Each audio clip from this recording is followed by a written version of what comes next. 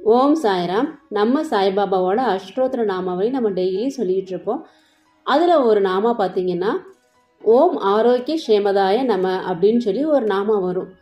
அந்த நாமாவை சொல்லியே ஒரு சாய்ராம் அவங்களுக்கு வந்த ஒரு மிகப்பெரிய வழியிலேருந்து சரியாயிருக்கு அப்படின்ற ஒரு அற்புதத்தை நம்ம கூட பகிர்ந்துருக்காங்க.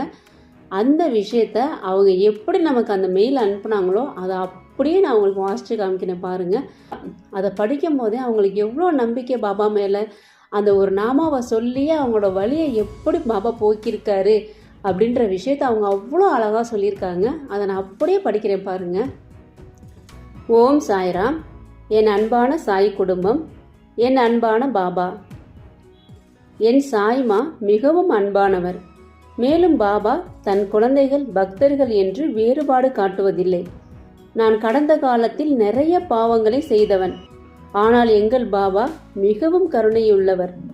அவர் என்னை தனது குழந்தையாக ஏற்றுக்கொண்டார். பாபா இல்லை என்றால் என் வாழ்க்கை அர்த்தமற்றதாக இருந்திருக்கும். இதை நான் 100% உறுதியாக நம்புகிறேன். ஒவ்வொரு பிரார்த்தனையும் செவிமடுத்து எங்கள் கர்மாக்களை தாங்கும் சக்தியை கொடுத்த பாபாவுக்கு நன்றி. பாபாவின் அருளால் 8 ஆண்டுகளுக்கு பிறகு கர்ப்பமாக உள்ளேன். பாபாவின் ஆசீர்வாதம் இல்லாமல் இது சாத்தியமில்லை. நன்றி பாபா. உங்களுக்கு நன்றி சொல்ல என்னிடம் வார்த்தைகள் இல்லை. ஞாயிற்றுக்கிழமை எனக்கு கடுமையான ஒற்றை தலைவலி இருந்தது. நான் வேலையில் இருந்தபோது இது தொடங்கியது. மாலையில் அது மோசமாகியது. கர்ப்பம் காரணமாக மாத்திரையை என்னால் எடுக்க முடியவில்லை. ஒரு கட்டத்தில் தண்ணீர் கூட குடிக்க முடியாத அளவுக்கு மோசமாக இருந்தது. இந்த பிரச்சனையால் நான் வழக்கமாக வாந்தி எடுப்பேன். நான் என் மாத்திரையை எடுத்து கொள்ளலாமா என்று சீட்டு போட்டு பாபாவிடம் கேட்டேன்.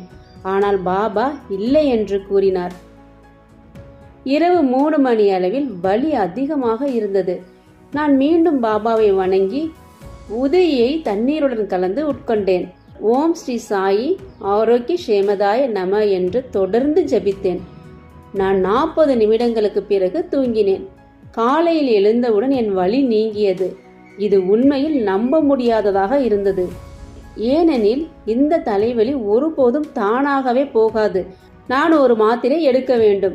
இந்த வலியை நான் 3 நாட்கள் கூட அனுபவித்திருக்கிறேன். எங்கள் கருணையுள்ள பாபா என்னை தனது குழந்தையாக தேர்ந்தெடுத்ததற்கு நான் மிகவும் நன்றி உள்ளவனாக இருக்கிறேன். நன்றி பாபா. இந்த பூமியில் உள்ள ஒவ்வொரு பெண்ணும் தாயாக இருக்க ஆசீர்வதிக்குமாறு கேட்டுக்கொள்கிறேன். நான் பாபாவை மிகவும் நேசிக்கிறேன். ஓம் சாய்ராம். இதுதான் சாய்ராம் அவங்க எனக்கு அனுப்பிச்ச மெயில். இதை அப்படியே நான் உங்களுக்கு வாசித்து காமிச்சிருக்கேன். எனக்கு ரொம்ப சந்தோஷமாக இருந்துச்சு.